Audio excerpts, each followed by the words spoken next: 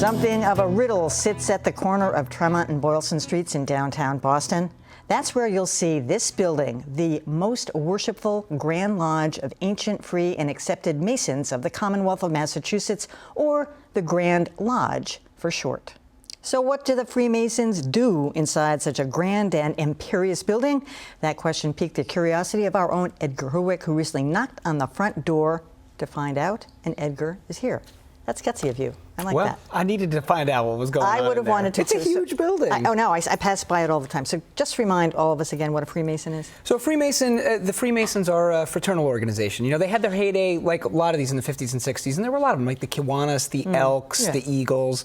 The Freemasons are a little bit older than most, and it's people, you know, their thing is self-improvement, a man becoming a better man, and community service like a lot of these are. But it's ultimately a fraternity. It's a fraternity for adult males. All right, now, what'd you find in there? Well, Emily, the place is huge, like I was saying, right? 9 stories, right? And they have all kinds of rooms, sub-rooms, meeting rooms, right? Along all of the halls are oil paintings of all of the Grand Masters throughout the building. But the centerpiece is this.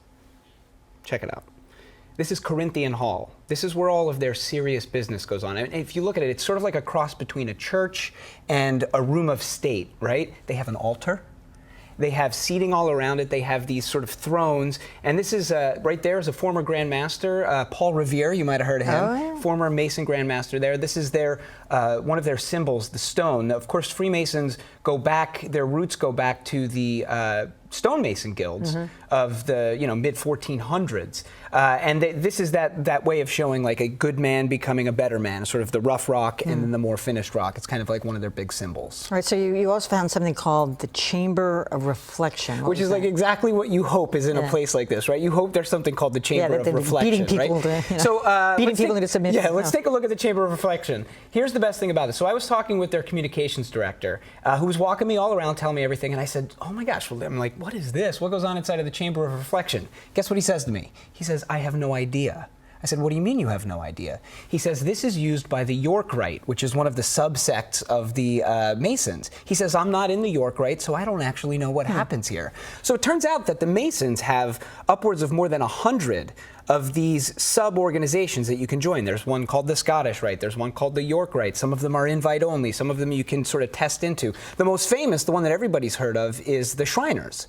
So the Shriners who run these hospitals, every Shriner is a Mason. They're a subset of the Masons, which is interesting. That was something that I learned. So this particular building goes back to like the 1890s or something, but what about this particular order? How long has that been? They've been in that location. This is their 3rd building in that location, but they got started way back in 1733. So the Masons got their start a few decades earlier than that in England. That was the first official Freemason lodge. And in 1733, a guy named Henry Price, who was from England and living in America, went back to England, and he obtained a charter to start the first official Freemason Grand Lodge in the New World.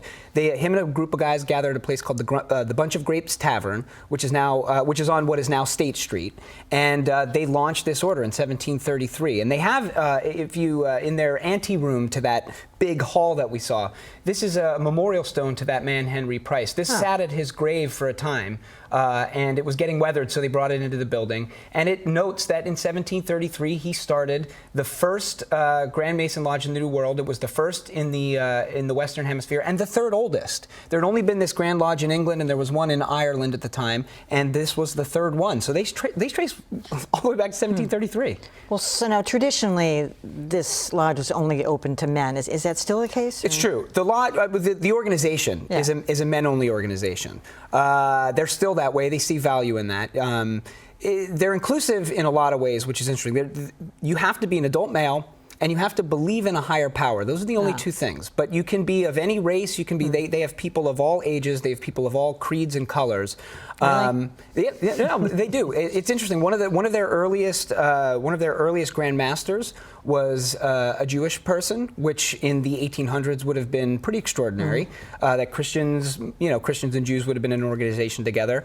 Certainly, a lot of African American people have been involved in the organization through the years. So it's inclusive.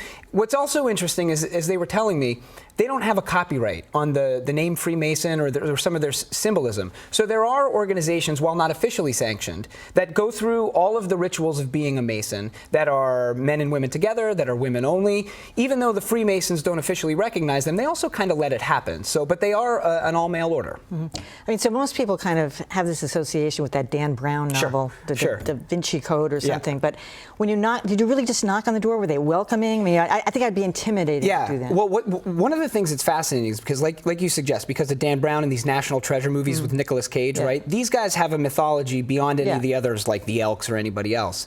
But what's fascinating is, for all of this sort of conspiracy theory about their secrecy, they've done a better job in recent years than any of these other organizations in outreach. They've done a very aggressive campaign on radio and television where you hear this Ask a Mason, find out about being a Mason. When I asked if you guys could show me a way around, they were totally open about it.